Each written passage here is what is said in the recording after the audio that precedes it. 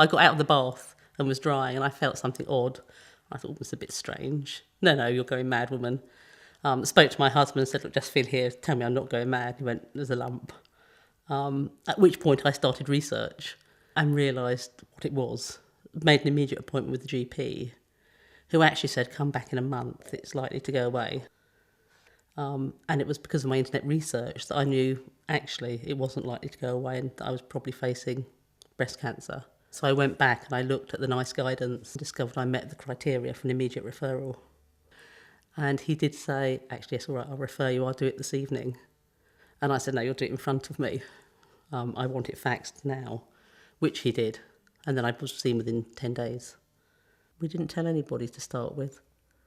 We told a couple of very close friends and decided we wouldn't tell the children. My daughter was just about, literally the day after, about to start her A-levels. My son was in hospital with appendicitis. And we thought it wasn't a good time to say, actually, by the way, your mother's got cancer. So we decided to wait for a couple of weeks, and we thought it wasn't fair to tell anybody else. And then I realised actually lots of people feeling sorry for me and continually asking me how I was wouldn't be good for my children. And I didn't want cancer to be the whole focus of my life at that time. And I can't bear sickly sentiment. I can't bear people touching your forearm with their head on one side, talking in hushed voices. I genuinely wanted business as usual. But there are times when you do need support. There are times when you think you're going mad. There are times when you just want to check out whether you're normal. And then the Macmillan Forum is brilliant.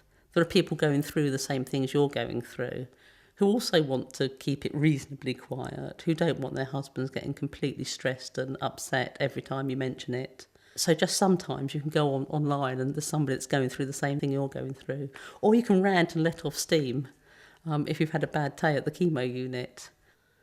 One thing I realised when I was diagnosed and I knew I was facing chemo was that I was vain. I'd never realised it before, but it suddenly occurred to me my hair was important. And I was told by both nursing staff and the oncologist that I would automatically lose all my hair. And when I mentioned the cold cap, which I knew a little about but not much, I was told it was a waste of time. It meant I'd be in the unit much longer, it was terribly uncomfortable and it didn't work. And being contrary, I went away and did the research so I could go back and say, actually, research says otherwise. And the oncologist did admit that yes, she knew it worked, but it caused more work for the staff, and actually they were in the business of saving lives, not hair. And she did accept when I said, actually, I want both, that I had a right to try the cold cack, and I did, and I'm so pleased I did. I'm a Luddite by nature. I was really resistant to the introduction of email into our work system. I thought pen and paper was a very much better system. But I am a real convert. I use the internet for everything. I use it at work. I use it for personal and professional research. I use it for shopping. I use it to help my children do their homework. I use it all the time. I use it to communicate with friends. I use Facebook. And I'm in contact with friends I haven't seen for 20 or 30 years, which is lovely.